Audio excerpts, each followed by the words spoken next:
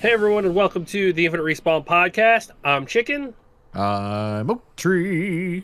Griff? Oh wait, and not Baka. I'm sorry. And we don't know where Baka is. We don't. Really don't know where Baka is. He was supposed to be here, but he's away on Discord, and we haven't heard from him. I said the show's starting at 2:30. It's 2:32. We're going. Sorry, man. We here. We going. So there's he a might chance, pop up. Yeah, if there's a chance that he shows up, but I don't know. We haven't heard from him. Maybe he's sleeping. That'll be interesting too, because it rearranges us. It does. The names. I actually was just looking at that, and I'm like, wow, my thing's in the wrong place. This weird. I don't like this. I don't like it. Yeah, you're like both above me right now. I've got you both. You could like squish it together so that we're all in a line. I don't think I will, but thanks. Anyway. No, I don't think Let's talk about news before Baka gets here, assuming that he ever does. Because I've only read half of the articles. Let's do it! The first couple are going to be pretty simple. Okay. SGDQ just ended last night. It snuck up on me. I would have, pushed it on our last show. My dumb ass is just so wrapped up in everything else. That is how important you are to everyone, Chicken, is because everyone we know is like, I thought Chicken always told me. I didn't know what was happening. Like, again, everybody. I didn't realize it till like Monday afternoon, and it was going, and I was like, oh my god, how did I forget? Holy shit. Again, it has been a wild, I don't know, year, man. How dare you let everyone down? You are the SGDQ clock for everyone. But they had another great running. Incredible. Another 2.5 million. They've raised a total of 51 million across all their charities so far, which is a lot. They raise about $5 million a year for Doctors Without Borders and all the other charities and whatnot, which is pretty incredible. Love them. They always do a good job. They had a dog play a baseball game, and that is all I care about. Like, his name is Peanut Butter. His name is Peanut Butter. Yes. It's a good name for a dog. Yes, he was adorable. He's a little chibi dog, I think. I don't know the Shiba. Yes, he's a Shiba dog. Very smart. Very smart. Very cute. That's all that matters. But last year, I think it was AGDQ, or earlier this year, they had to do it online, and he got to play while he was at his house. Then they brought him to SGDQ this year, or for this one, and what a goodest boy. Let him. Oh yes, he's such a good boy. Got to play. That was incredible. I watched quite a bit of it, or at least I had it on for the entire duration. It was a good one. Halo 3 Legendary. It was funny to watch.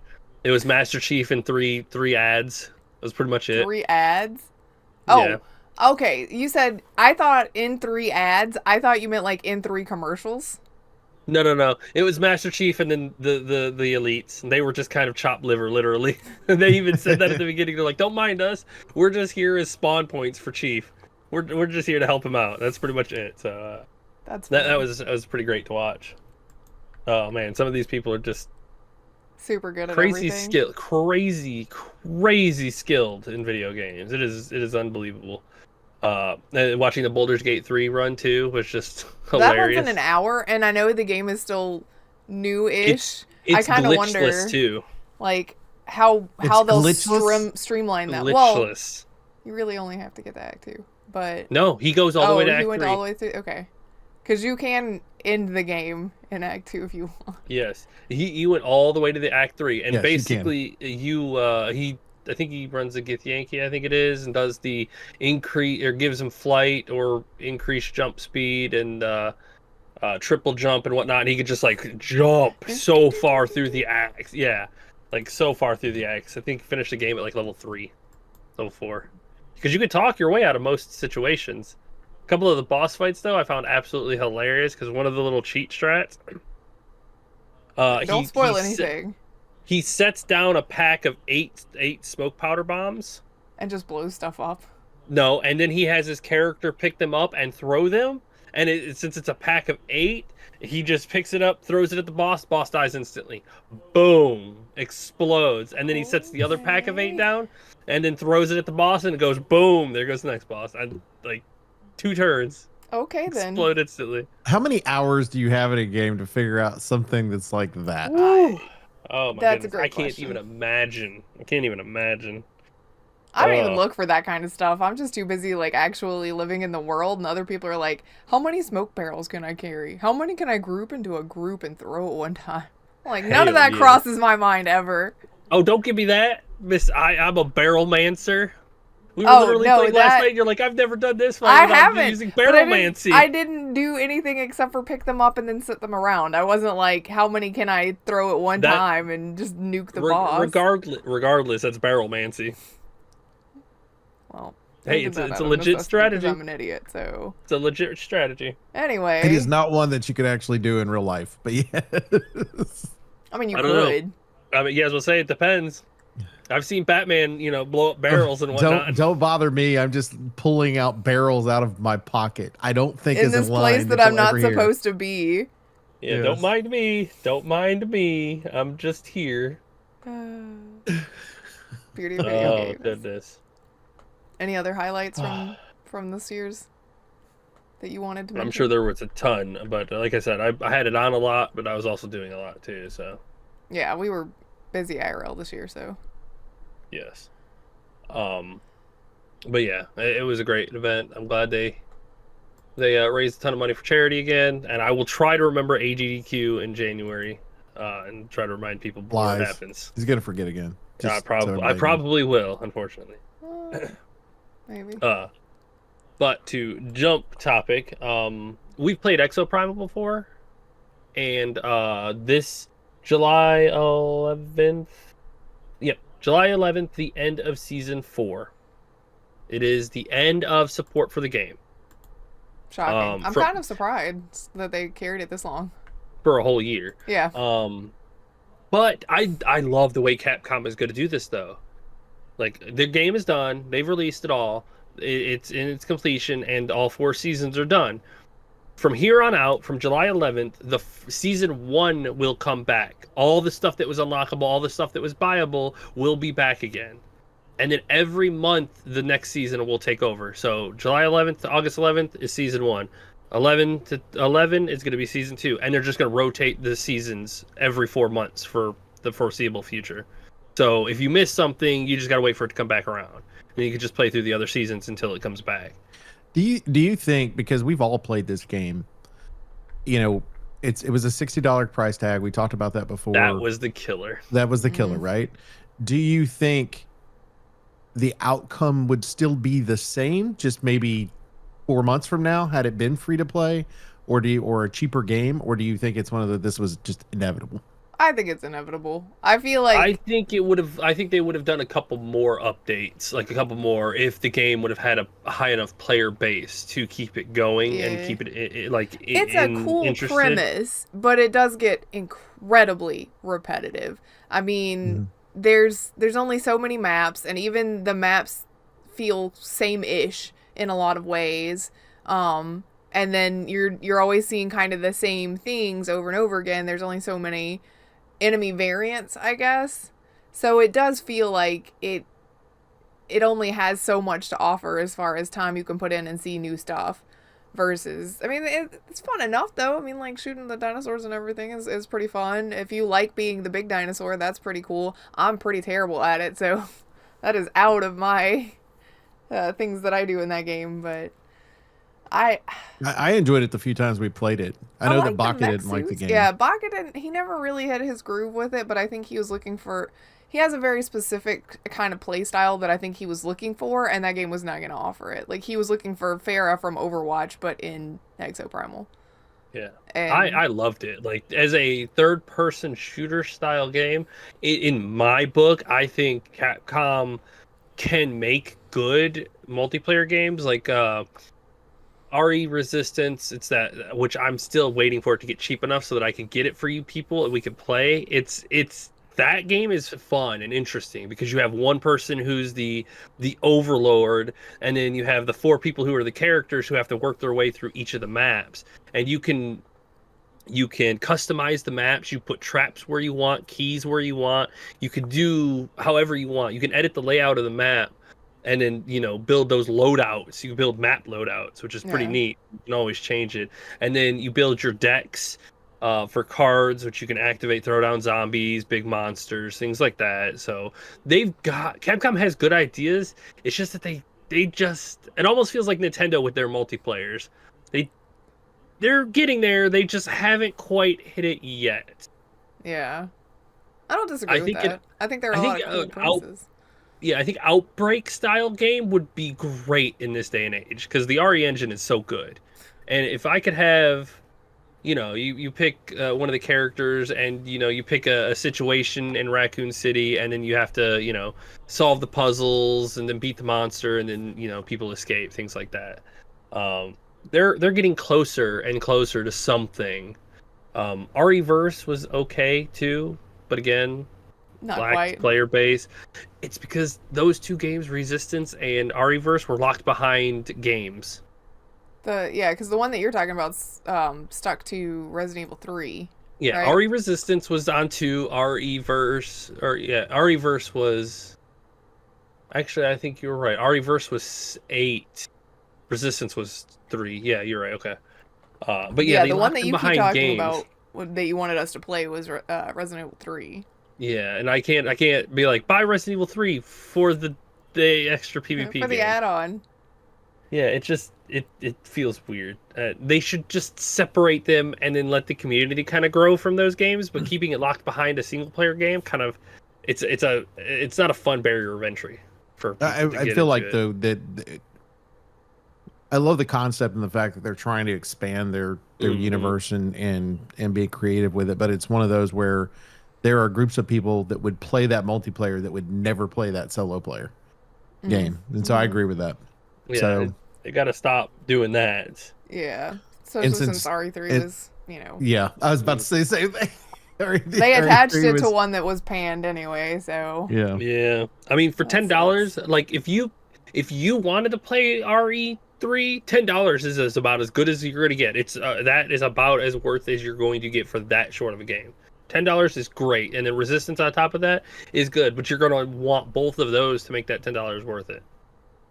$10 for Resistance, I can kind of shrug at. It's like, it's okay, but it should have been free to play or something like that. But you could pay $10 for RE3 and get Resistance. That seems more reasonable, but you need to want RE3. As far as EXO, though, I feel like it had an expiration date at launch. Like, maybe not specifically a year or whatever, but like, I think that it only had so long. It was going to be one of those shelf life games that wasn't going to be supported forever. So, I 100% agree with that. They had to fight hard to get this game produced too. I am glad we played it on Game Pass, though. Like, I think Game Pass is how numbers got pumped into that game to start with. Yes, because if this game was not fucking $60, it would have sold. Sold it for $20, and then you put your battle passes, your community just explodes. Because it's a fun game, but it's not $60 worth of fun. Sorry, it's just not. Well, and they're trying to get their money back off some of this stuff, and I get that. And you got to run the servers, all that stuff too. Yeah. But it's like, let's. You could create the same type of gameplay. Doesn't even have to be dinosaurs. It's better as dinosaurs, in my opinion. But just because I like dinosaurs. But I would say the best thing they could have done was create that and create some type of multiplayer outside of that. So you have both versions of the game. So one's not tied to a story because you're just basically tied to a storyline the whole time. Instead of having tied to the storyline, have something that you could, those elements outside of it to where people could just casually play. Yeah. I mean, I'll be honest, I like the storyline of the game. I was surprised by how decently it was for a multiplayer game like that, just tied to like how many matches you do. It's like, okay, this is actually pretty neat. And they made the multiplayer make sense too in the context of the world. I was like, okay, it's not too bad. I give them credit. They wrote a pretty decent story for something like this. I mean, it is far from mind blowing, but it was fun. It was good. It reminded me, except they had cinematics. It reminded me of Titanfall 1. Yes. Yeah. It's like, okay, we're going to release a multiplayer game. We're going to tie a storyline to it, and you're going to play the game, and then it's going to fail because we don't have any other content to give you. Yeah. Yeah, so fortunately and unfortunately, the game's support is ended. But fortunately, you could still play it, and if you miss any of the seasons, it's just going to keep rotating. So every month you get a new season. So you just keep playing the game until they're done. So they're probably going to turn off a lot of the servers, and just kind of like let it flow for a little while. Yeah, we'll see how long it lasts until they shut it down. Which, to be fair, I mean, Resident Evil 6 servers are still up too. So from fucking 12 years ago, like yeah, I imagine they'll let those sit for a little while.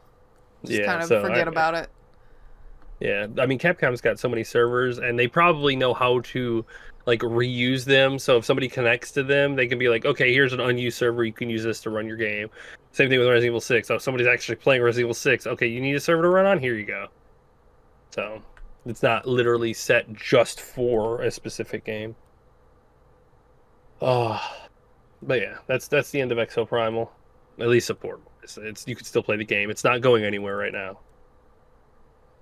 And also, Capcom casually announced the next Resident Evil game too. Like, just hey, okay, cool. It's being, which we already knew. Rumors were out and about. It's from the director of Resident Evil 7. So the horror style from 7, that director is working on 8 or 9. Sorry, 9. And I think 9 is having the longest development cycle so far of any Resident Evil game made so far. I think we're on 8 years now, 6 or 7 years, somewhere 6 to 8 years. It makes me wonder if that one's going to be VR too. Since I wouldn't be surprised. Yeah. I'm interested to see. We'll probably be seeing it announced sometime soon, maybe Gamescom. But we will see. Resident Evil 0 and Resident Evil Code Veronica, things like that. Capcom Next, 7/24. Capcom Next? When is Capcom Next? I don't know. Didn't you just say 7/24? The 24th of this month? Yeah, that's what I just heard him say. Yes, 7/24, I swear that's what he said. Because my brain first told me it was a 724. Sorry, summer 24. Oh. Yeah, summer 24. I was like, what the hell did I say? Yeah, it's Capcom Next, summer 2024. Yeah, let's see. Oh, he was the lead designer for Resident Evil 5 also? Interesting. Mm-hmm. So, like every other one? Yeah, I guess so. He got promoted, though. He went from lead designer to director. Well, I mean, he was very innovative in what he did with 7. Yes, he took the series back to its more horror roots, which was good. Well, and then he also converted it to first person. That's the first one that was in first person, right? Yep. Mm-hmm. Yep. I will say one of the biggest issues that everybody always complains about is the lack of enemy variety, because it's all the same enemy. That's it. In one every enemy game or in 7? 7? Oh. In 7, it's the mold, modeled, right? Yeah. The mold. That's it. And then you have the family. It's like the mold are your filler enemies, and then it's the family for the special enemies. So it was kind of lackluster in that style. But luckily, the family being the enemies kind of carried that game's personality enemy wise. Because if they would have had a lackluster family or not as engaging, it would have not been as well. But the Bakers were so goddamn good as antagonists. As the bad guys. So good. Well, and atmospherically, the game is got that horror feel to it. So it's like, there's your enemy, the environment. You know what I mean? Like, you need those little bit of breaks from that. So to me, that wouldn't bother me that much. Playing a lot of Resident Evil games, like especially in like Resident Evil 4, how the amount of enemy variety kind of made you keep being interactive with it, and even if it like carried that horror feel a little too, but with 7, it was just okay. There's another. You hear an enemy, you know it's a mold, you know how to deal with it. It loses its fear after a while because you know exactly what it is. You don't ever have to adapt play style. It's just another mold. Just cut it up a bunch with your knife and then move on. Oh, you hear a sound? It's a mold. Cut it up with your knife, move on. And then you hear Jack Baker start talking, and you're like, oh shit, brother man's here. Which wall he bought the Kool-Aid man through here? Do I need to watch out? Because like you know there's a different type of enemy you know to be scared. But if you just hear the mold, you're like, okay, let's get the pocket knife out. Come here, boy. But yeah, I'm interested to see what they do with Resident Evil 9. Man, we're gonna catch up to Final Fantasy in no time with these Resident Evil keeps getting pumped out. Oh my god, you're not kidding. Oh, but then when do we get the big Resident Evil MMO that everybody plays? That's gonna be Raccoon City. Like we're all gonna be like survivors. Come on, that would be a great game.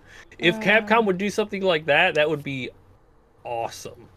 Oh, it would be a BR style. Everybody gets dropped into Raccoon City, and then you have to find equipment and whatnot, and solve puzzles and try to escape, fight other survivors.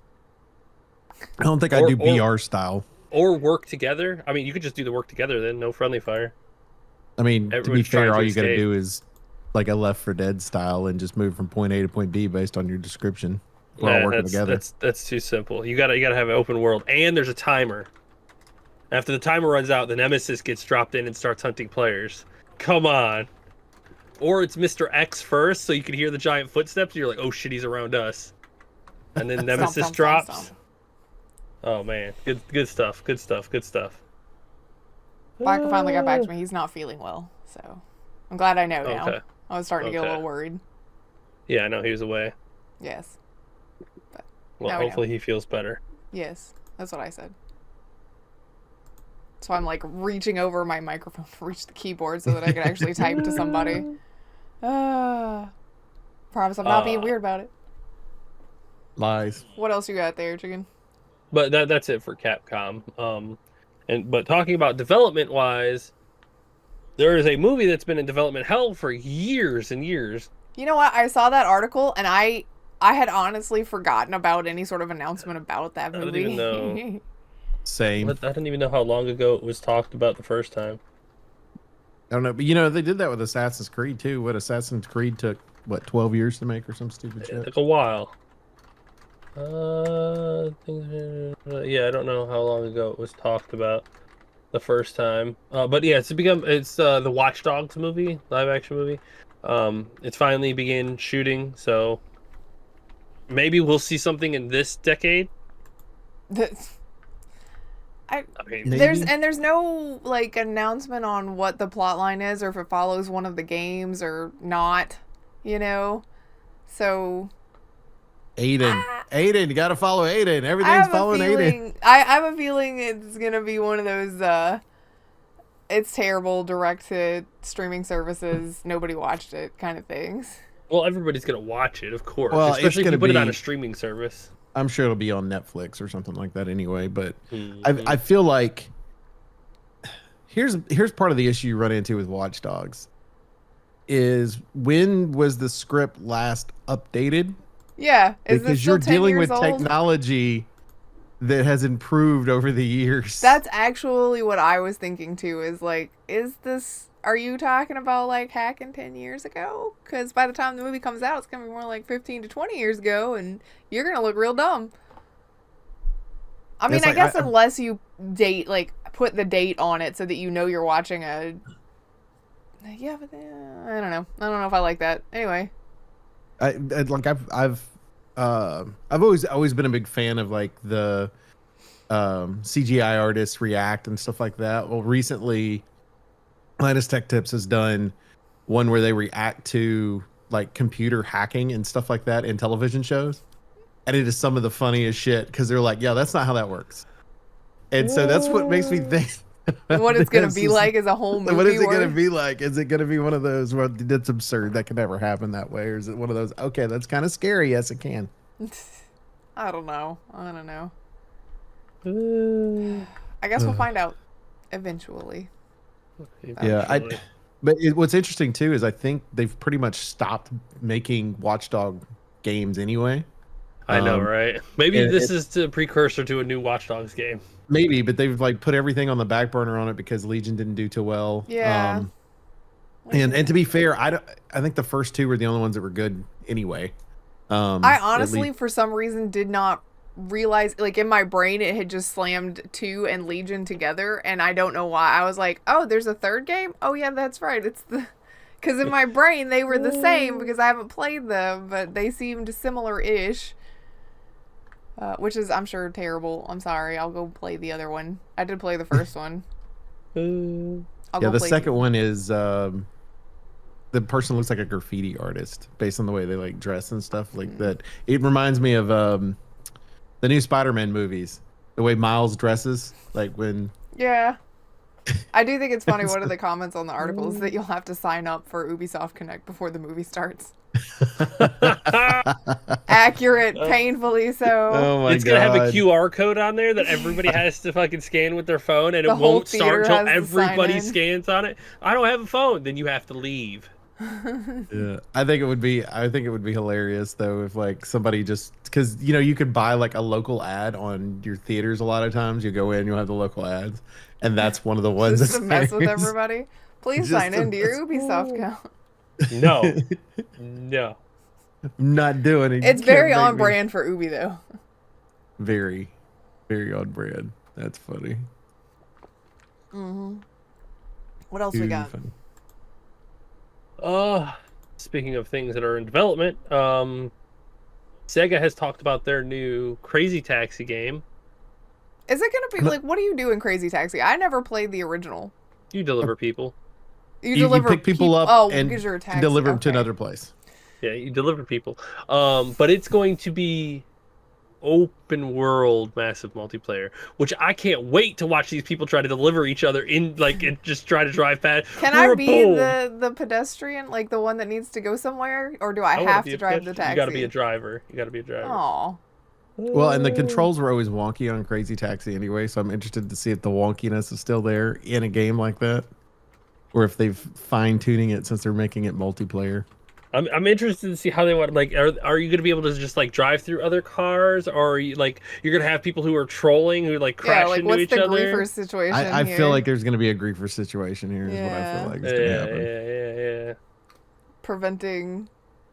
I wonder if it will be a style where if you are not on mission, you can crash into each other. But if you're on mission, you can phase kind through. of you phase through other players. It's like Forza, where if you're driving through the world, you just drive through each other. But if you're in a race, you can hit the other cars. Oh, maybe. I mean, Forza would Maybe. be probably the best example to set that around. Yeah, which removes the toxicity during missions, but it also leaves it there in open world. Do you think Just to be assholes. Just go start a mission somewhere or jump servers. You think we're old enough to be, at a point where people are like, "What's a taxi?" Do they mean like Uber? Okay, first of all, How old are we here on that if you live in scale? one of the major cities, there are still taxis. Well, and in some cases, Uber's not legal in certain cities. Oh, that's Yeah. true. Mm-hmm. So, They have yes, we're not that old yet, Griff. We're not that old and not that removed from taxis. Ah. I have not been removed from taxis. I Not mean, yet. I remember the days where I had to call a cab and then have to wait for it to show up at the house. I remember those days. Oh man, I do too. We used to have a place in town that was nothing but limos. oh nice. They were cabs, but they were limos. So you Limo go cabs, cab limos. Yep. Limo cab. Show, I think is the name show of up the to company. Walmart in a limo. You'd come. Yeah, you could if you wanted to. So they would pick you up in their limo, and but it was before Uber, so you'd call or they would be out in the street near the bars at night, and you grab your little limo and drive home. Little limo. Well, Oh man. Well, that's gonna be interesting. Yes. What else we got? Well, we can talk about the Ubisoft thing, the Ubisoft Nintendo thing, AI. It's been a hot topic these last Hot topic. the last year or 2 years or so. Ubisoft CEO confirmed that they were working on multiple Assassin's Creed remakes, which I assume is going to be like, if I had to guess, It Black better Flag be is like probably Black. getting I one. would say 1 through Black Flag. They may skip 3, but I think that you should just put it in a box set and be like, okay, look, here you go. Here's the collection. I was about to say you can't skip 3. It's the end of the trilogy. It is, but it's also one of the least liked in the whole Assassin's Creed universe. So Yeah, But it does well, give you, if you're remaking it, it does give you an opportunity yeah, to change Yeah, some of you the get that's an true. opportunity to redesign the game in a much better fashion. I liked 3, but it was one of those where I knew what I was getting going into it, so it didn't bother me type deal.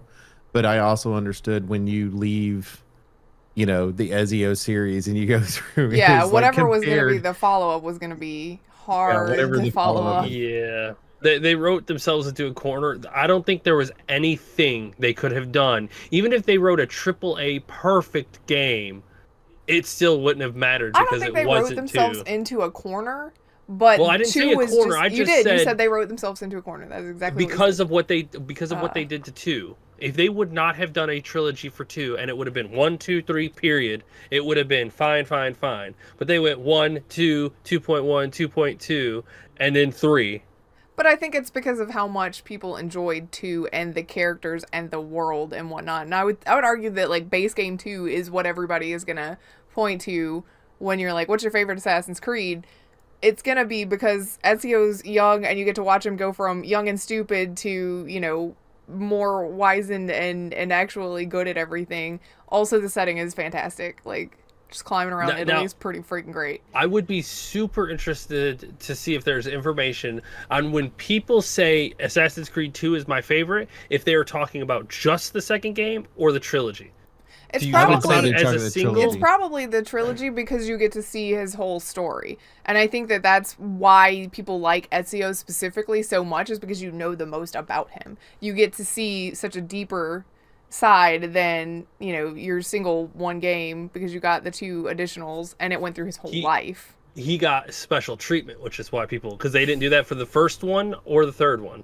They didn't do it for the first one, although or the fourth one. The fourth one, they completely jumped out the window. There and wasn't really DLC different. for the first one either, based on when it yeah, was there released. wasn't. Yeah. Well, and the other 2 weren't DLC; they were subsequent games, but they were really Well, they DLC. were.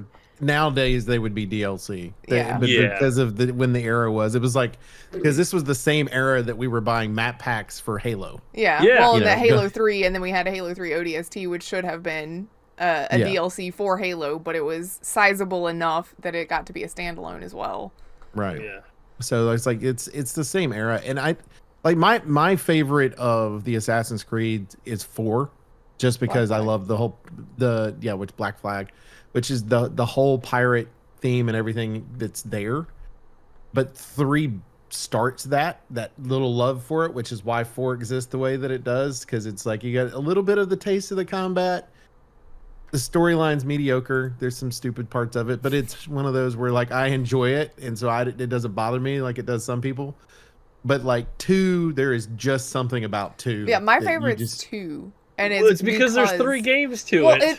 It's because I love character development, and that's what they really did well. Even if you take off the 2 add-ons and you focus on just 2 itself, the character development of Ezio from start to finish, and you know, kind of alongside him, Desmond outside in the outside world, I really liked both of their developments across that game as they figured out what was happening and all of that stuff. It's just really well done, in my opinion.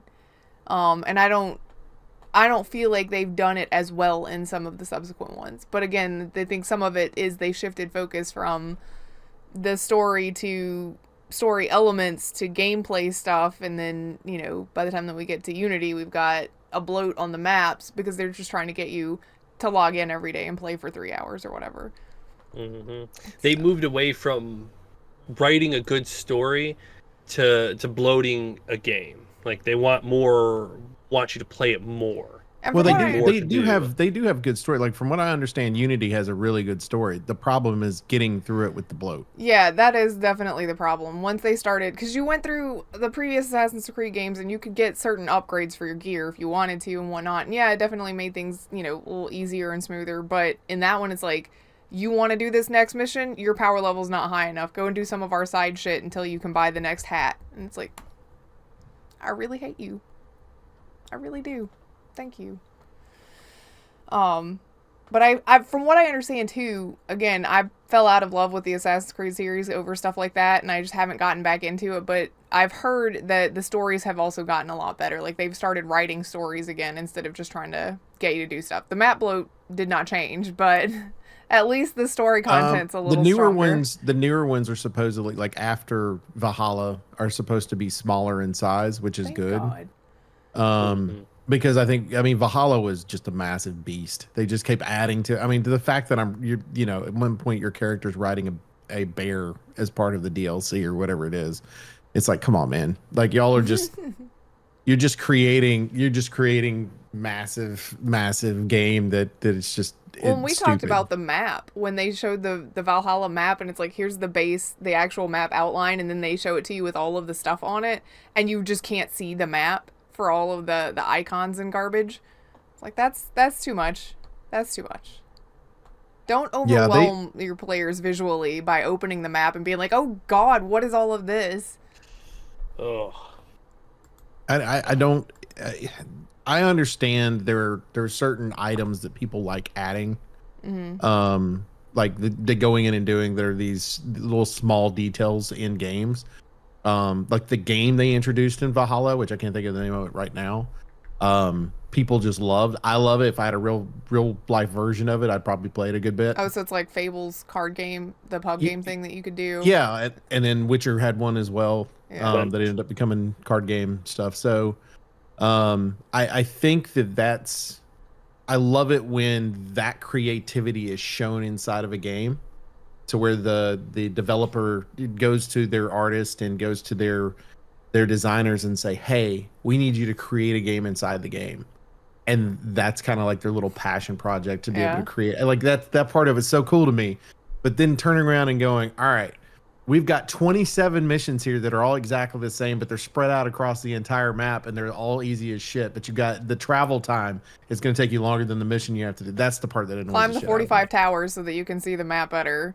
You know, fall off of this thing. Go pick all of these flowers. Like in Assassin's Creed Unity, it was pick up these little croquette things. And which is probably not the right word. I'm sorry. It's been a while. I don't remember what they were actually called. But, you know, you got to pick up these thingies and do this and do that and go over here and fight this. And it's like, this is exhausting to look at. I did not sign up for a second job. I just wanted to play the game. Well, in Syndicate, it was get rid of these gangs in this area so you can take over the entire area and the gangs aren't there anymore or whatever it is. It turned into Saints Row GTA. Yes. That's exactly what I thought of when I was like, okay, well. As soon as you said it, I was like, oh yeah, I do remember that. I do remember thinking it reminded me of Saints Row. Because, I mean, that's one of the filler things in Saints Row is, you know, go mow down these things so it's your territory. But Ubisoft's also looking at, like, Ubisoft likes to embrace progress. Sometimes before it's ready, let us not forget that this is the company that wanted to embrace NFTs. yeah. So they need to slow the roll sometimes. They're also the first company to release a quadruple A game, and we know how well that went for them. But they're also looking at embracing AI to make the worlds more alive and the NPCs more interactive. And they're not the only company right now that's looking at embracing AI. Yeah, a lot of companies. I think are your major companies are trying to do that as well. It's just the CEO's confirmed it on this one. Yeah. That it's, you know. Which I think it has a place. Like creating generative AI NPCs is always, because I like dynamic games, at least games that add some sort of variations. Which is why my favorite genre is roguelike games, because it's just every round it's different, it's unique. You never know what's going to happen, and you have to play smart and reactive. And like, to me, a reaction style game is what gets your brain pumping. It gets the neurons firing, because you have to think. You've got to try to react and figure out the solution to whatever problem is presented in front of you. Which, again, I like Elden Ring and Sekiro and roguelikes and things like that always make you kind of react to it. And that's not to say I don't like story games, because Baldur's Gate 3 is fucking incredible. And I could just get into the experience and kind of work through it, but I play it on Tactician too, so you have to think about it. So if used right, I think AI will create like a whole next generation of games that respond to how players play, and they'll either increase the difficulty or lower the difficulty, or kind of, it's almost like if your game was run by a DM. You only want that to some extent, because if you have an AI that's going to be generatively producing the whole game for you, you no longer need developers and stuff. So what do you need those people for? Writers. Like, your storyline just turns into slop halfway through because the AI forgot what it was talking about 5 minutes ago or whatever. And that's what the future will do eventually. Just like tech jobs will be replaced by other things. It's like machines replace people. It's just the natural evolution of technology. I think but when it comes to what we're calling AI currently, which I hate the term because it's not Machine what it learning. is machine learning. It is not an intelligence of its own. It hasn't Yet. lived a life. It's based on whatever people are feeding into it. I think the interesting part about doing it from a video game standpoint, putting in an NPC, is the fact that whoever it is that's in charge of creating that AI can feed in lore or whatever it is for whatever game they're trying to do. Let's say Assassin's Creed, for an example. You're going to go, okay, well, this particular AI knows nothing about Ezio and his story or whatever, but does know about maybe the whole Valhalla game, like knows everything, all the information from it because it's related in some way. So you have an NPC that mentions something about it. So there's something that's relatable from that standpoint. I don't mind an NPC doing that. The problem, we're not quite there yet for it. No, not yet. I think we're still 5 to 10 years away from being able to having a regular conversation with it. Like, I have Chat GPT on my phone and I can have a conversation, and it's scary on how quick that thing is to react and talk back to you. But it is one of those where you're not talking to a person at the same time. But it's uncanny because it feels like you are talking to a person. It can, yes, it can be. But now, not everybody's technology is up to that point yet either. Yeah. Right. Again, sometimes it does lose track of what it's discussing, or what it was discussing in a previous. So I mean, if you sidetrack it, you might derail your entire game because the AI now can't remember what it was supposed to be but doing. I think that's why when you're talking to an AI, you have to have something if you're interacting with it from a standpoint of player to the AI, whatever information you're feeding from the player has to have absolute questions or answers. So you turn around and you say, here are your 5 questions you can ask it. It might answer differently every time based on what you've done throughout the entire game. Yeah, I was just thinking that too. Based on your progress, it'll answer you differently of where you're at. And it also has to be gate kept to itself too, because you don't want players to actually feed into it so that it can learn things that it shouldn't and then present that to somebody else that, it comes across as offensive or things like that. Because that's what humanity does. The worst of us are going to talk to AI just to teach it to be racist or be an asshole or something like that. And you don't want that to spread through your games just because the AI is learning from, like, the central AI is learning and then taking that out to all of the other games. It has to be, like, I feel like with that interaction side of talking to the AI, it has to be a one-way thing. Here are the 5 questions that you can ask, but you don't have any input to teach it anything, It's a hell of a future of gaming. It is. And art in general. It is, well, which in my opinion, scary. I don't think machine learning or non-sentient creatures can create real art. It can help make it, but I don't think it can truly make it. Yeah. I think that if you ask it to, you're also defeating the purpose of having created it in the first place. Because the whole idea of creating technology is to free us up as a culture to be able to do things like art and hobbies and, the interactive life side of stuff. But why would we if you're just going to have the AI do it, 10 times faster? Wouldn't that, in a utopia world, wouldn't that be fucking wonderful? We create a machine learning system or an AI system that helps do our normal jobs and whatnot, and humans as a species can go back to touching grass or interacting with each other and not have to worry. Like, it'll get to a point where just, if you have Twitter or whatnot, and you just activate your little AI companion, and it does all the social media stuff for you, and like all the AI are just going to be talking to each other while the rest of us are living life, doing like arts or projects or going outside. We're pretty far away from that. Interacting, like being able to get back to being human again instead of being phones. Well, because that's pretty much what we all are these days, phones and social media. The tie-in to that is that Nintendo is on the opposite side of the page, where they're like, yeah, we're not really going to do that. We're going to continue to to do it. Basically, delivering value that is unique to Nintendo and cannot be created by technology alone.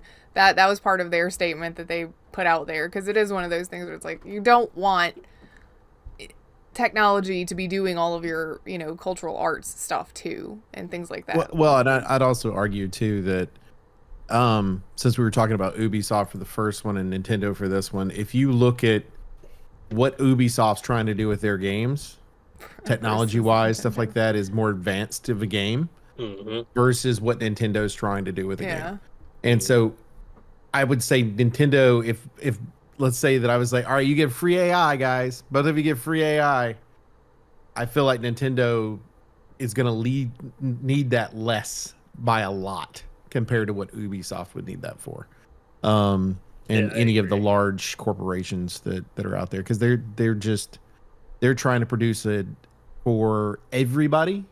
You know what I mean? They're like trying to produce for every console that's out there, everything, where Nintendo's like, here's our one little environment.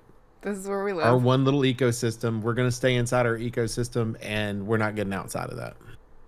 Yeah, which it's a good analogy, because they've got this little bowl and it's flourishing. It's not huge, but it's flourishing. Forests, greenery, it's beautiful. Like, their whole ecosystem is incredible. And then you've got Ubisoft, which, like you said, tries to do a lot, and it's kind of barren. It's not really alive. It's got patches and whatnot, and it's good. But I mean, quadruple A game, their little Black Sails game kind of. Ubisoft wants technology to run before it's walked, and then gets frustrated that it doesn't, and they push it anyway. But you're right, they're oversaturating their own, you know, ecosphere. Whereas Nintendo, you get things like, yes, there are a lot of Mario games, but there's not a new Mario game all the time to the point where you're like, I'm just sick of it. Well, there is definitely a lot of Mario games. Yeah, there are. They put different spins to keep it fun. And interactive, like, and it's fun whether you're a 5-year-old or a 55-year-old. Like, they hit, which you're, you know, trying to get all of the same age demographic roughly. You know, you're looking for that like 13 to 35. But in my opinion, that's the two different ideological spheres. Is you have Nintendo making good games for everybody without restriction, and Ubisoft, who is like restricting themselves to a specific range and spending a lot of money. Well, and not necessarily. We've talked about it before. It's too much too. Oversaturation is a thing that we have all talked about. Call of Duty was doing it, but at least they were round robining studios. Not that I think that made that much better, but you know. But I mean, I'm looking at a list that somebody posted in the comments, and do you realize there's been an Assassin's Creed game every year since 2007, with the exception of 2020? Yes, because Valhalla we discussed came it out, on, and then but discussed I mean, it on the show. Even then, they took a couple of gap year too, because Valhalla's 2023 was Mirage. Honestly, I had to look up which one Mirage was because I had heard nothing about it. So they waited, but it wasn't long enough to generate any excitement about the series coming back. Well, they did what they needed to do, which was, I mean, part of it had to do with what was happening in 2020, but they did what they needed to do too, in the fact that Valhalla by itself as a game, if you took it out of the Assassin's Creed world, is a pretty good game. But the fact that it's Assassin's Creed, the Viking thing doesn't really fit that well. Yeah, it doesn't feel like that's where you should be. But but it is one of those where they were on the right track, because all they had to do was do what they did with Ezio and make it to where you created an entire storyline for that person. But instead what they did was throw more bloat at their DLC. Yeah. Where they could have gone, all right, we're going to do the 3 years over in a period of time, but we're going to add to this character's story and make it a full story, complete life of this person. Because at some point they decided, we don't want to deal with the real world anymore, which, you know, with the Desmond and all that stuff. Yeah. We don't want to deal with that storyline anymore because, you know, it's too complicated, whatever their thought process was on it. Or, you know, maybe they did, you know, put themselves in a corner, not figuring out what they needed to do with the real world on that. So it's like, if you're going to give us this opportunity to be able to play these games, but do it in a way that allows us to be able to have that storyline. I've always said that. It's what made Ezio what it was the fact that we did have 3 games that came out, and you can release it as 3 games instead of like they did then. You know, nobody's going to be mad at you if a year from now you release another Assassin's Creed game, put it at $40 instead of 60 or 70, whatever games cost nowadays. Put it at $40 and Just make the stop. game half as long as the other one. And maybe that particular character is not in the same nation. You know, maybe that character has moved to another country to do what they need to do. I mean, that's what they did with Ezio. So it's like, They them just that- need to stop though, and like give it a break. Like rest the series for like 5 years so that you have time for people to like, I missed that. But it's so oversaturated that people don't like. For me, if I was gonna try to catch up with like where I left off with Assassin's Creed and play to the current gen, I would never be able to. Because I mean, I have every intention of at some point actually finishing Unity. But then I'd also have to play Rogue, and then I'd have to go and finish Syndicate, which I only played like half of. I'd have to do Origins, Odyssey, Valhalla, Mirage. Like, I would just never catch up, and that's leaving out things like the Assassin's Creed Chronicles that they were releasing as well. Like, the side stuff, like, not even considering that. I would just never be able to catch up. You know, Ubisoft, it makes me think, because we were talking about Capcom, it seems like Ubisoft kind of wants to follow the Capcom style, which I think Capcom has basically nailed it. Release a remake, release a main story, a couple years release a remake, release a main story. But they're also not kinda keep going. overfilling the game with side stuff that they want you to spend, you know, weeks and weeks and weeks and weeks doing. It's because Capcom makes good fucking games. Like, their A games single are player good. game can be, you know, 10 to 12 hours and you can be done with it. That's fine. Yes. You don't have to have player engagement that's going to constantly have people turning back on every 5 minutes. Ubisoft could do the same thing that Capcom does, but you do not have to pump out a whole new game every single year. You don't. You just don't have to. You can release a game, release some extra stuff, or release a remake in between major games. Remakes and so that are you've the always, best right now. Like, just it's that you so can just good. like stagger out your content so that you're always filling your pockets somewhere. Like I said, Capcom is like, oh, we're gonna remake Resident Evil 0. And then we're releasing Resident Evil 7. And then we're going to release Resident Evil 3 Remake. And then we're going to release Resident Evil 8. And then we're going to release Resident Evil 4 Remake. And then we're going to release... Like, they stagger out the releases so that they've always got something cooking. And they're always ready to release. And it's always good product because they're taking enough time and to maybe make that's it what they're right. doing with the possibility of the remakes that are there. I think, but it also gives them an opportunity to use modern technology to be able to change some of the aspect of the games that we had. You know, like we discussed. I'm interested to see what they end up doing. Do they add bloat to these remakes, or do they leave them the way they were and just change some stuff up? That's what. Like, please don't.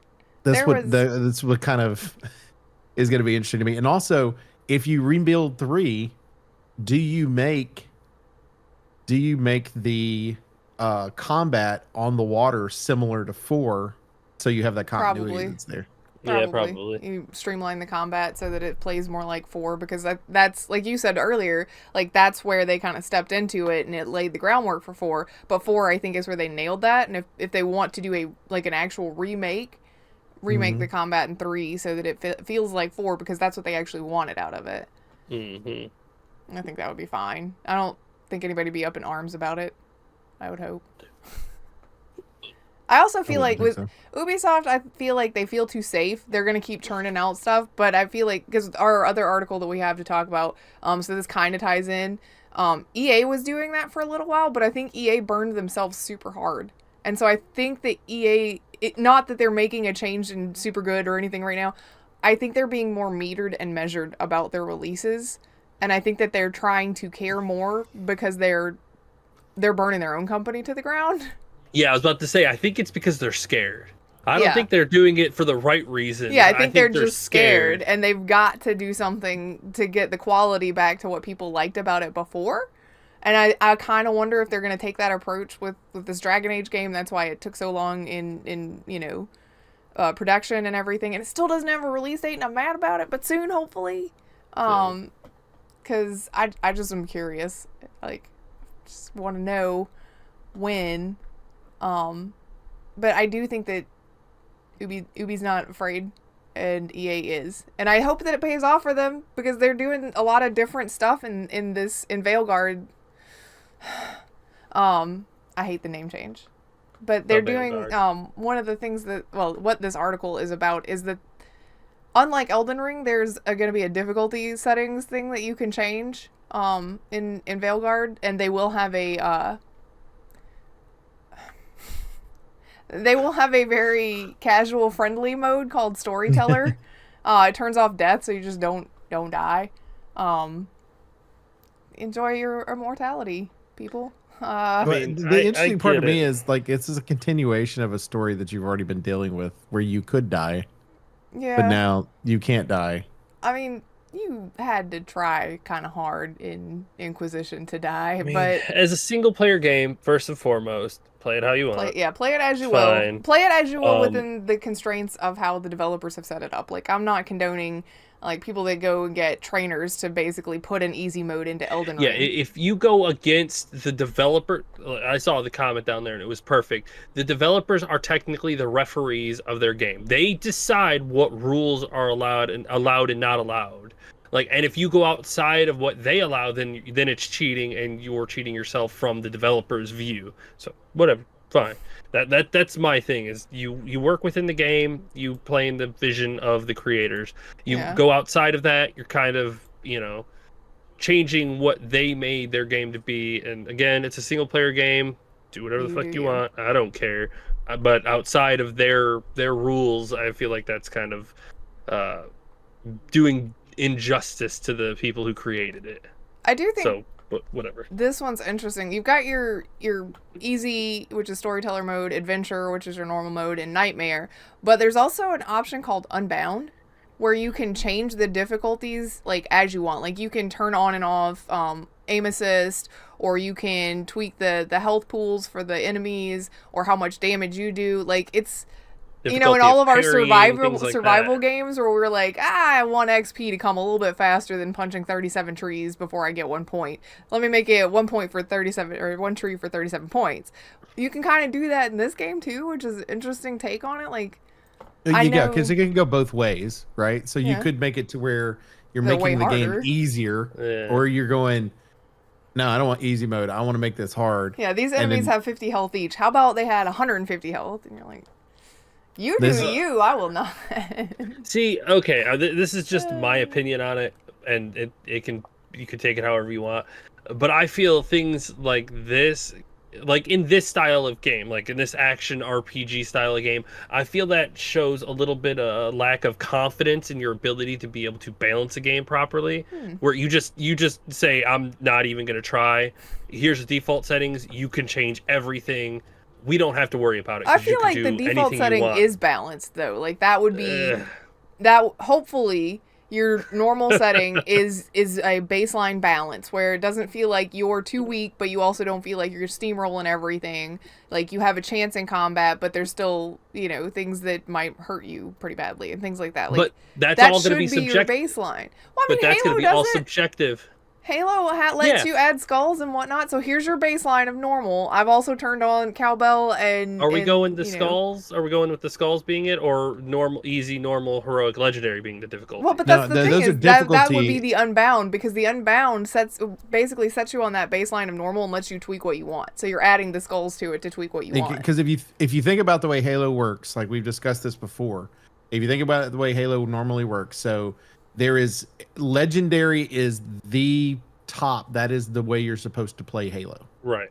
But they reduce the amount of bad guys based on your difficulty. Mm-hmm. So as you lower it down, you're doing that. So theoretically, based on this, if you think of the skulls being, I think she's 100% correct. If you think of the skulls being the setting changes, so now you can still play on legendary. But now you add skulls to it, you're bumping up what that base level is. But you could also go, I'm good at normal. I'm not quite heroic, but I want to boost this up just a little bit. So make it to where, I've added health to they're dodging and doing all that stuff, right? So those skulls. So like you can kind of change that up a little bit. And I feel like that's what this is going to be, to where somebody's going to be able to, whatever the 3 or 4 difficulties are going to be for the actual game. Story mode, which is just, here you go. Here's your mobile casual iPad version of the game. And then you go up from there. And then you have whatever their hardest version is. Then you could boost that up if you wanted to. Or you could go, I'm not quite to that level. Let me lower them a little bit. I'm in between the hardest level and the middle level. Oh. Yeah, you could do it either way, theoretically. But I think it keeps you from having to mod the game to create the situation you're looking for. So you're not changing the actual... Yeah, you're not adding outside modifiers, essentially. Right. So they're giving you those tools, essentially. Chicken and I were having a discussion earlier, basically between how the difficulty works in this versus how the difficulty works in something like Elden Ring. Because his assertion is that you change the difficulty based on how you play the game in Elden Ring. It's not that there are difficulty settings. And again, he was explaining it to me because I have not played Elden Ring. It is not my cup of tea. There's no way I would survive. But see, because the discussion was, is a difficulty modifier only in the settings, or can you put the difficulty modifier inside the game? How you play it? Can you consider how you play the game a modifier to the difficulty of the game? I would say yes, because if and correct me if I'm wrong, I have not played Elden Ring as well, but you have different classes you can play, right? Certain styles you can play. Yeah. So let's say your style would normally be the samurai like person or whatever. And that's the easiest way for you to play the game, because that's your mindset and everything else. You've beaten the game completely. Now you want a challenge. Now you go back and you change what kind of class you're going to play. So that way the game is more difficult for you to play and you're having to rethink. Okay. So I would say that you could utilize it that way. Okay. It's part of the topic, but the main thing was how much time you spend in the world. Because if you do not explore and you just kind of stay lineared, the game is going to be harder for you. So like you're talking about XP. Basically. Yeah, like XP. Okay, now that's a different subject. Now, yeah, that's a perfect idea then. Does the, like, you don't have a difficulty modifier in Elden Ring, but if you explore the world more and actually look around, do side quests, look for things, you can get stronger and without having to do the grind. Like, you're not being forced to just grind out mobs. You just explore the world. You actually look around, feel out the world, make more, get more XP, make yourself stronger, find different spells, different weapons, and then you go to the first boss and you just slam him. Versus following the path and then finding the first boss and getting slammed. Like I think part of that's impatience by a lot of people too. Well, and they're not playing. Yeah, go ahead. Well, no, finish your thought. Sorry. I feel like when it comes to Elden Ring, it's the first Souls-like that we're dealing with that's open world. To where you have that full ability to be able to explore properly. Right. Where the only way you could do it before was to, let me reset. Yeah, where you did have to do the grind. And had to do that to be able to grind. It gave you an opportunity to go out and be able to explore. And sometimes you fucked up. You got up and you go, oh, I should be okay. No, I'm such and such level. And you go, oh my God, I fucked up. Yeah. But that is, I feel like, I guess it would be a progressive dynamic style difficulty level modifier, but it lowers and not raises. Yeah, like the more time you put in, the easier the game gets. But I guess the perfect example is the first boss in Elden Ring. You come out like right out of the gate, and there's a boss right there. And he proceeds to he beat my ass up and down the fucking hill over and over again. Like, I was like, oh my God, you can beat him if you're good. I was bad. I couldn't beat him. But I just skipped him. I moved on because there's nothing blocking. There's nothing restricting you. So I was like, fuck it. I'm just going to go around him and continue on with my adventure. I came back to him later and just straight whooped his ass. He went from being unbeatable to me to like getting 4-shot. I guess Oak is right though. You don't there's not a way to raise the difficulty in that kind of thing, like setting, There unless is. Go in you plow underprepared. straight through. Yeah. But there's ways to lower the difficulty. Like you can come back, like you said, you came back hours later and just destroyed that guy, but there's not a way to be like, I would like to fight that guy back at his original, or something that gives me a little more challenge. Well, that's his original. Well, then you just come back before that point. But you also have to. I feel like in you that get to case, choose you have when to you approach the know challenge. Roughly what their challenge rating is before you know when you should come back for them to be kind of tough, but not, I'm gonna get destroyed here. I think the main thing on Elden Ring is if you put the time into Elden Ring and you've beat the game, when you go back to play the game again, if you roll a new character, you're gonna know where you want to be. It's gonna be based on you level having is gonna already be better. experienced it. Yes, but I mean, most games in general, and I like this conversation, by the way, that we're having right now. Yeah. I think it's interesting. Most games in general, I would argue, have a built-in extra modifier anyway. So you think about it, if first-person shooter, we've already used Halo, so we'll use Halo again. Basically, think about it this way. Think about the first time you ever played Halo or played a version of Halo. I don't want to. Yeah. Running around in circles looking at the ceiling. Yeah, difficulty level is very high for you at its easiest level. Yeah. So now once you learn the gameplay of whatever game it is you're playing, and you learn what the different mechanics are of the game becomes easier for you. Mm-hmm. So theoretically, just like Elden Ring, the game does become easier. So that's why we have difficulty levels. But because that game is so hard, there's other options that are available to you to get your character up higher to make the game easy. So which I guess is why, like, recently the creator made the statement that Elden Ring's as close as he possibly could be to the perfect game for him, it being made. So he's getting closer and closer. And I think from a Souls standpoint, that's a very good way to make Souls game. Like, I'm currently right now, and this will lead into what we're currently playing, but I'm currently playing right now both of the Jedi games. I've got Jedi Survivor that I'm playing because now it's loading up on my computer again, thank God. Yay. So I've been playing it, but on my new television, because I've got a console attached to it, I've been playing Fallen Order.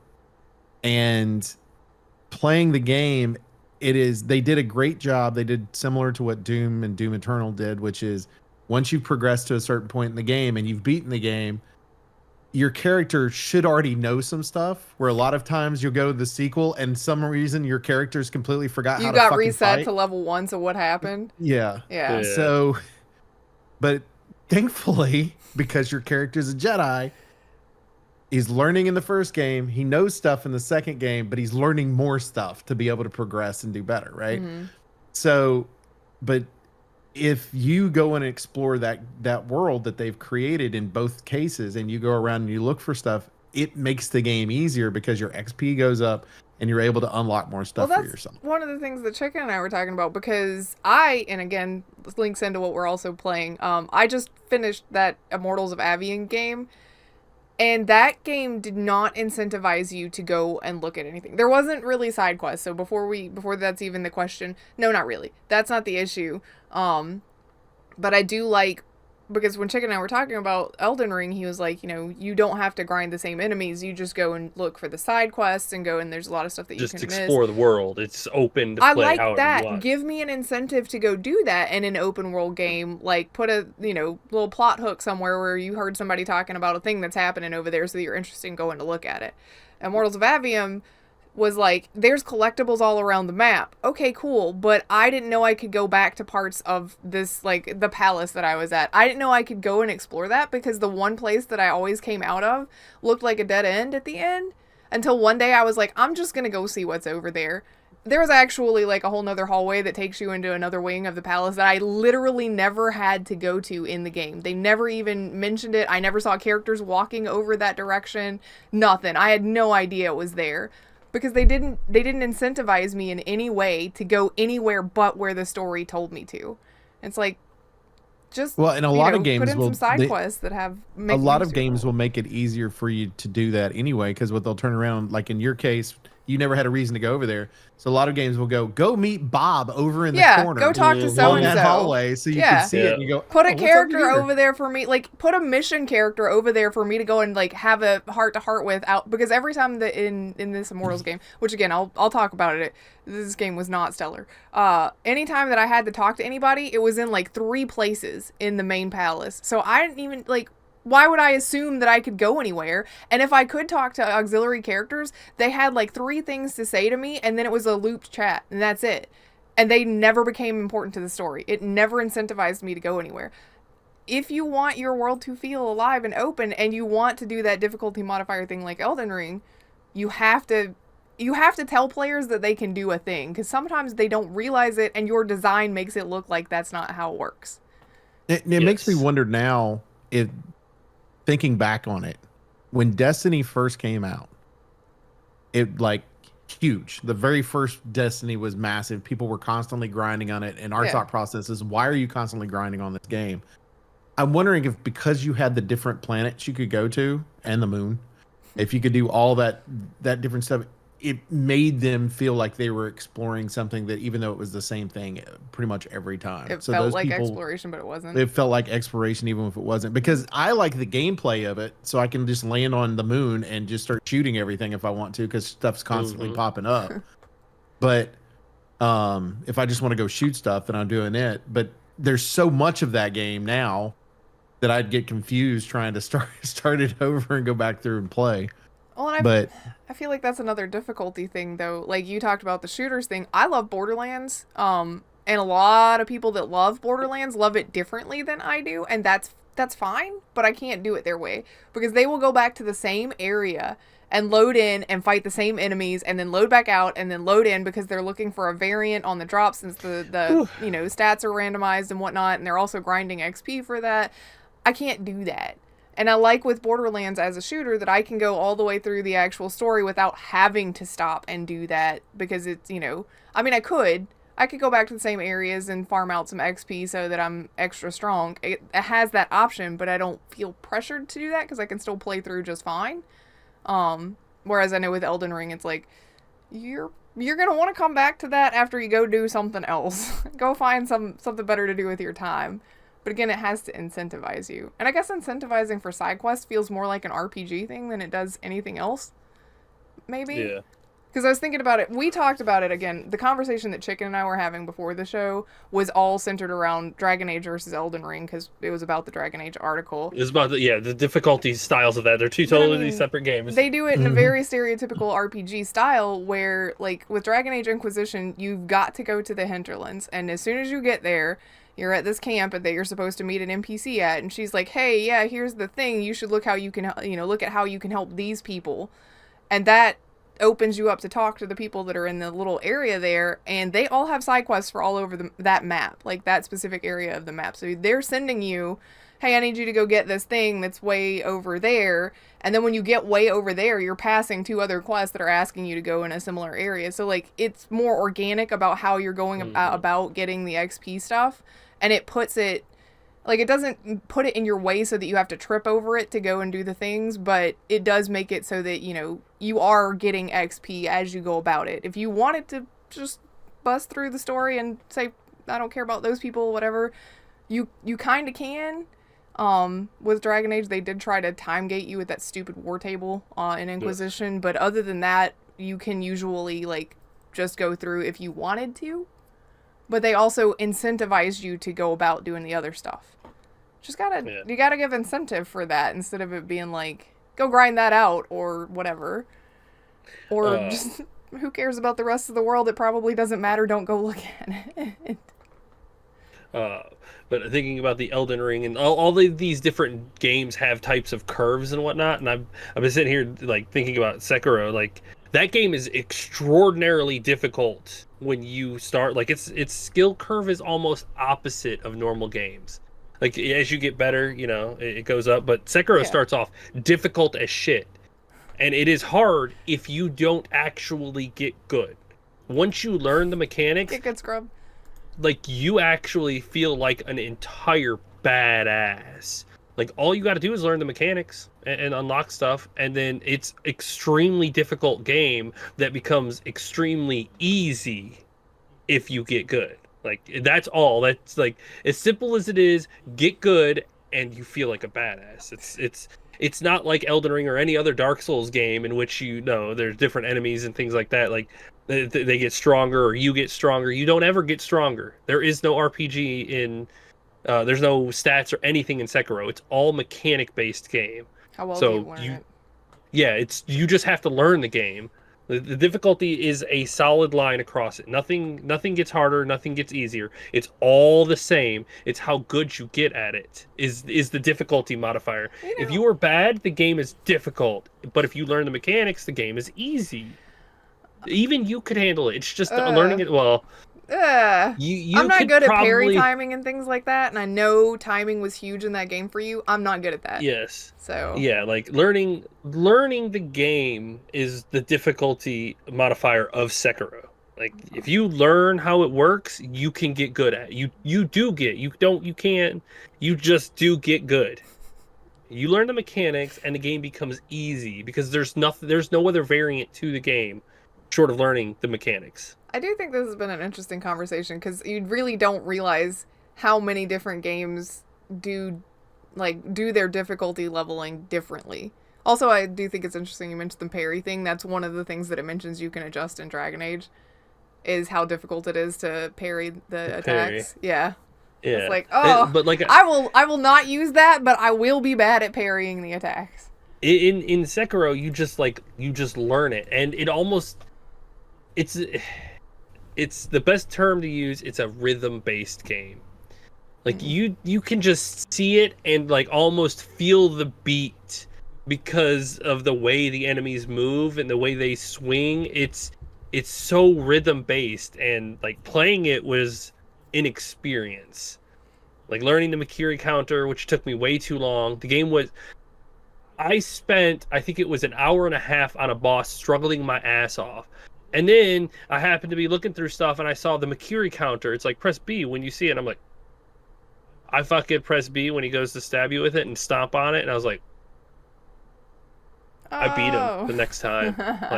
Like you learn the game. It goes from being, oh my God, I'm stuck here for 2 hours to, wow, this was not nearly as bad as I thought. With no setting, no stat, nothing changed. You just learned a trick. Well, to the you game. did not just learn. You read it because you were looking for why you were stuck, and that is one of the things that I do not like.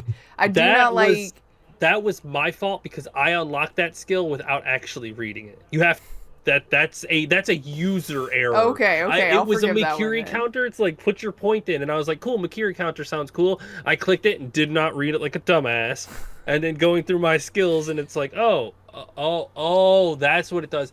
This is why you read your talents, people. Read them. Don't be a Jokes on dumbass you, like I can't me. read. Yeah, well, then you probably shouldn't be playing the game. But yeah, that one was on me. Like I was trying to move too fast. I wasn't doing my due diligence that you should do. But yeah, once I was like, after that moment, I started being very intricate about my learning in that game. I was like, okay, what does this do? How does this work? How do I do this? What does that do? Okay, this does that. And I was like, okay, now I'm starting to get good at this game. Now that I'm actually reading the mechanics of my own abilities, it's like, okay, that's better. But yeah, that was my fault.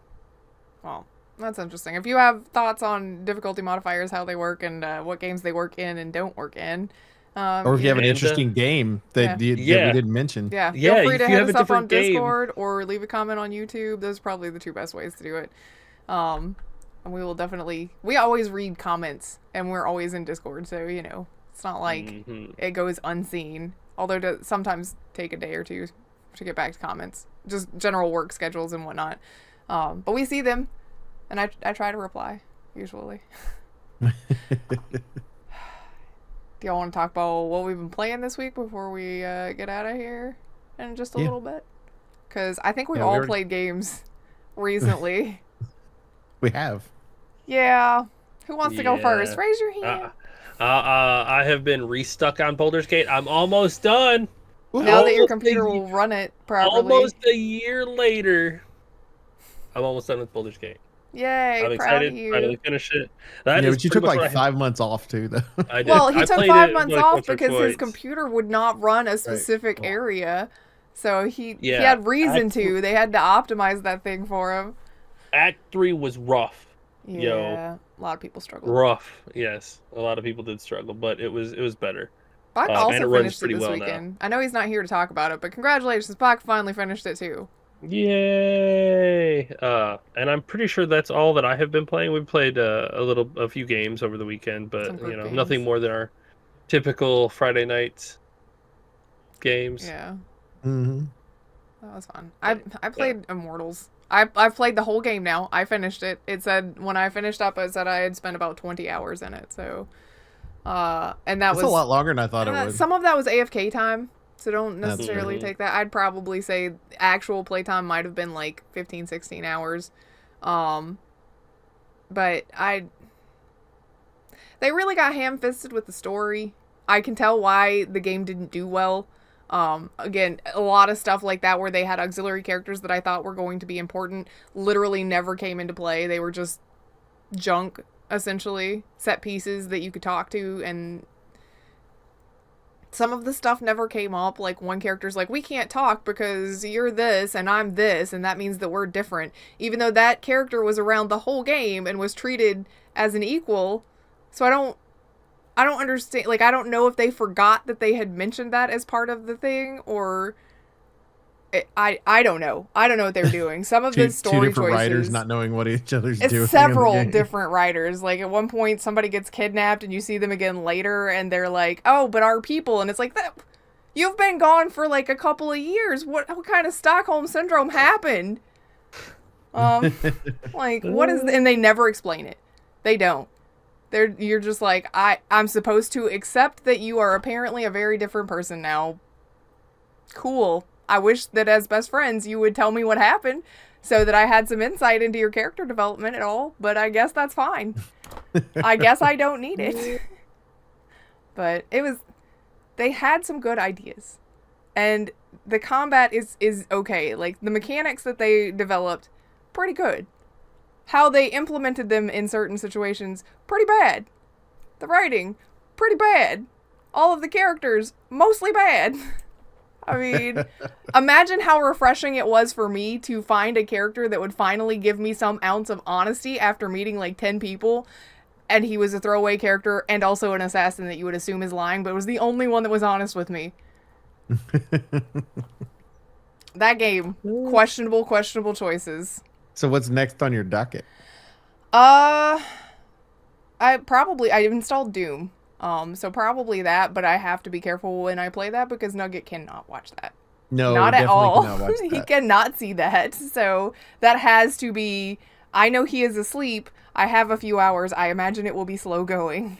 Yeah, there's a lot of blood in that game. Yeah. I mean, with the Immortals one, like, because most of the stuff you're fighting is fantasy stuff anyway, like you're fighting these, rock guys and whatnot.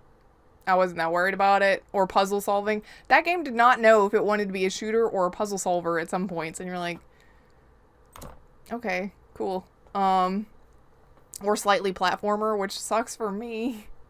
I did not sign up for a platformer. But yeah, probably Doom. I've got my Baldur's Gate run that I'm trying to finish up that I was working on here at the house because my work computer won't run some of the harder stuff, like the multiple enemies and a timer thing. It kind of is like, that's not what I meant for. I'm like, yeah, I know, but do it anyway. So probably that. Doom will be next up. And I don't know after that. Hopefully, I was going to say hopefully that'll take me to, well, maybe I have 2 Doom games. So that might get me to Silent Hill. We'll see. Probably. Doom will not take long. Well, They yeah, are but I just mean, I slash only and have run. a little while that I can play it because... You only need a little while to destroy those games. Well, you're assuming I'll be good at it. There's a little bit of a difficulty level to that. It's not like the old school. Turn the difficulty level down and burn it. Why would I do that? I mean, there was only like 1 or 2 places in the whole game that kind of caught me a little bit because I okay, was you're on good a at tear. games, okay? I was like on a tear, fucking focused and just going, and I completely like my focus slipped, and I was like, "Oh shit! Oh god, I'm getting wrecked now." Okay, turn it back on. Let's not just shred through these things. Got to be a little bit. Got to turn left and right. Just can't go forward through them. That game is all about making you feel like a complete badass. Oh yeah, Just that's what blow Doom's for. everything up and rip things apart. Well, Yep. I'm gonna That's the find whole out. thing. So that's my next up. We'll see Hell yeah. when I get to start that. My guess is Wednesday night because that's usually the nights that I take for solo time. So maybe. Word. Other than that, I don't know what else. So I've been playing, like I said, the 2 Jedi games, and they're definitely different when it comes to some of the controls that are there.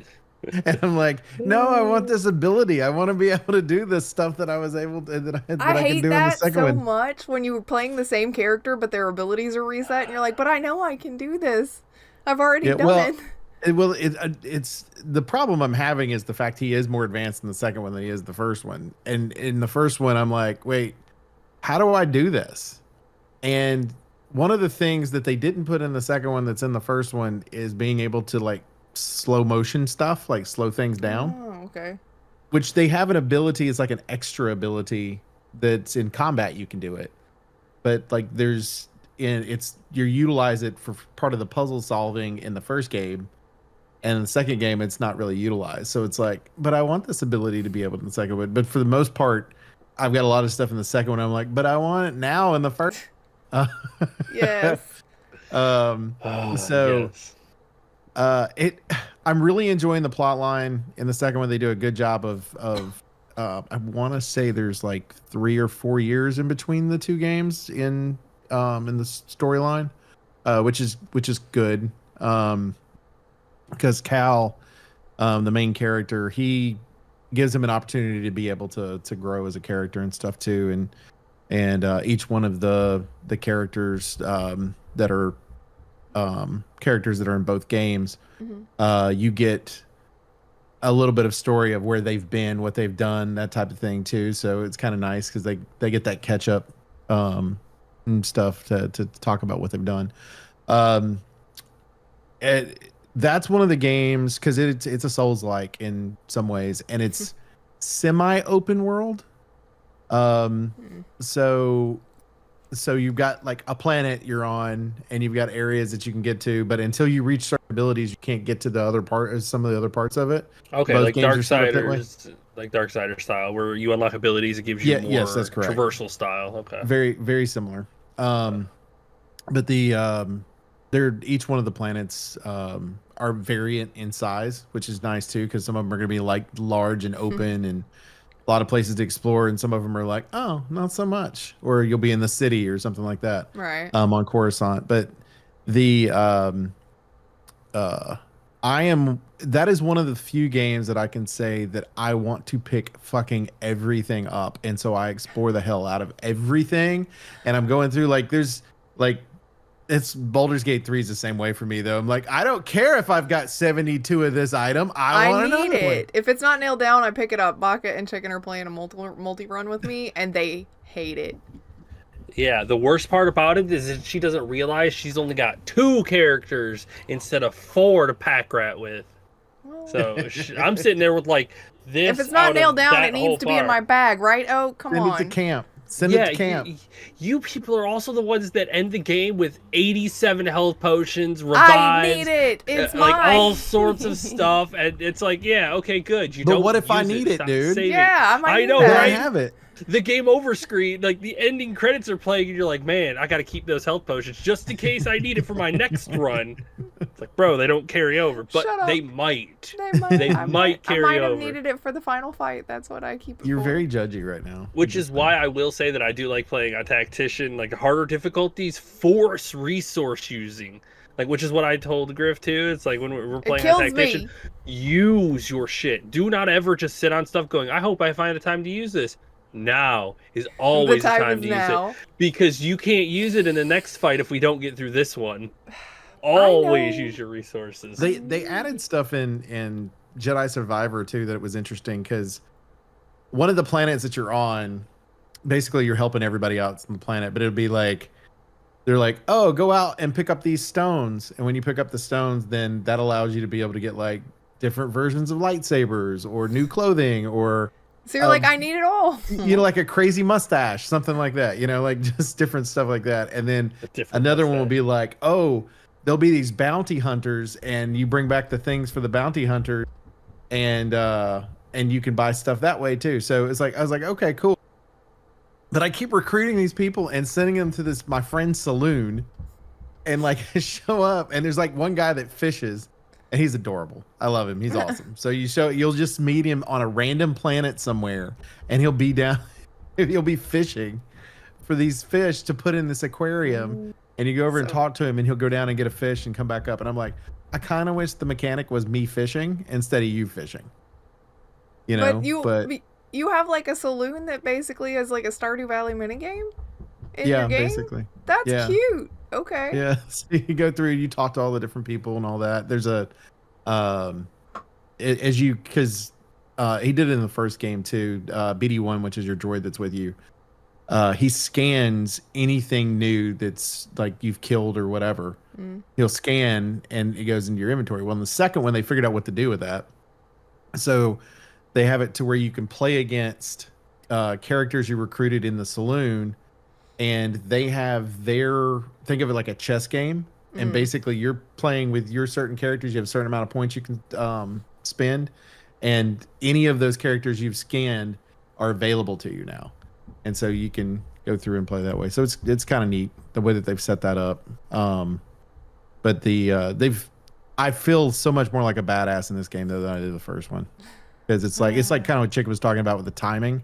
You get that timing down, and you're able to parry properly. Oh my god, it's so good. Yeah. Both games are good with that, but the second one is just like, oh, I'm sorry, what? And you only had it in the first one. You have an option for a double-bladed lightsaber or single-bladed, but for the longest time, it's single only. The second one starts with both available to you, which makes sense because in the first game you could do both. You know, oh no, I forgot how to do both. You know, that was not a thing. Second one's like, you got them both. But then they have later on you can dual wield, so you'll have one in each hand. Available, and every one of them has, you know, defensively and offensively what's going to be best, and it's going to be based on your play style. I got another one where I did not like this. I'm going to state that now because I'm a Star Wars fan and I don't like it. But one of the ones that's available is it allows you to be able to have a single lightsaber and a gun. Which I don't like having a blaster. So you are Han Solo Jedi. if he was a Jedi. I guess that's kind of the concept. I don't know. And then they have another one that is, I forgot what it's called, but basically it's Kylo Ren's, the same style that his lightsaber is. Okay. So it's like a broadsword, if you will. And the way it's all I could see is the meme pictures of that, and is when he like pulls it out, it goes like that. It's like extra long, all three ways. It just grows out. It's like, okay, all right, now let's see what you got next. Yeah, so it's you, but every one of those has a different style. Right now, I'm rolling with the double blade and the broadsword version, because I like those plays. But then you can increase each one, like the. Looking at the first game, it's like, here's your skill tree. You have force, you have your lightsaber, and I forget what the other one was. And it's like, those are your three things you have. And it's like, and there's like 5 in each one or 6 in each one. Did they something bloat like that. the skill tree? And then there's, yes. And then you go to the other ones and it's like, here's your skill tree. There's still 3 categories, but then like you get to the lightsaber ones, like here's 5 different things before you get into your tree that you could do. And then another one is like, it's nice because you get to choose how you want to do it, and you can go through, because again, it's a Souls-like. So every time you go to one of your little meditation areas, everything resets. So you just go in and do it to get your skill points up if you want them. But yeah, it's. Now there is I cannot wait to get powerful enough to beat this one monster that's sitting down on the bottom. Like if you go over the top of it, it's like hidden, but you walk out onto this. It's basically a giant building, but you walk out on the ceiling of the building, it collapses, and you land down into a pit where this like big giant toad looking thing is, and it's like, oh, it wrecks me. 2 hits, done. Is that what Baka was talking about? Didn't he get stuck fighting a big frog?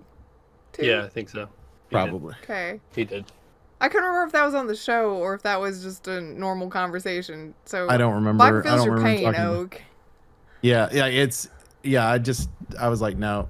I was like, it's 1 XP sitting down there in the bottom of it. It's not worth it for me to go back to him. I'm just gonna mosey on with the rest of the storyline until I get to the point where I can beat him and then beat the shit out of the stupid frog.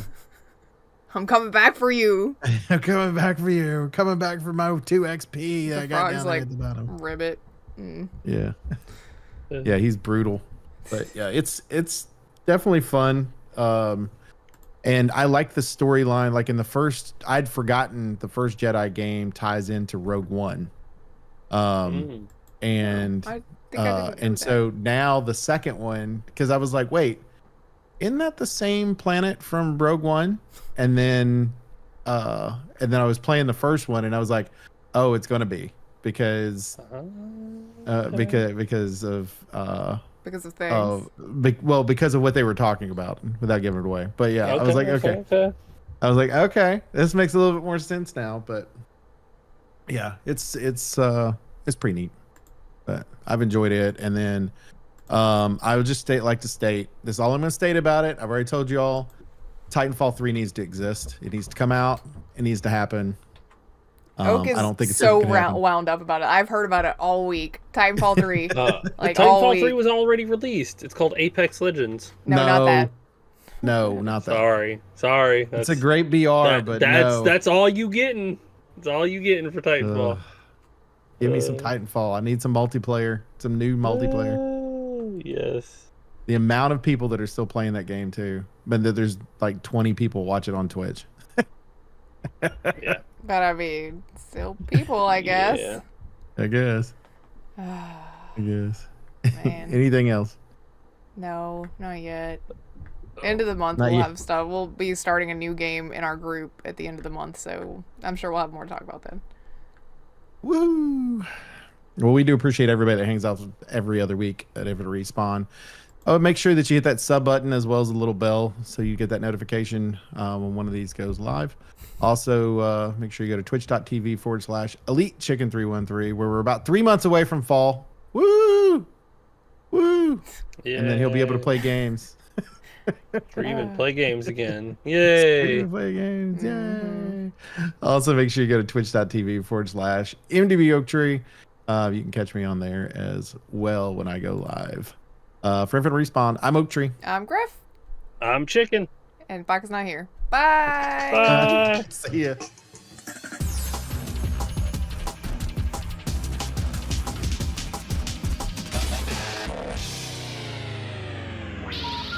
hang up and try again.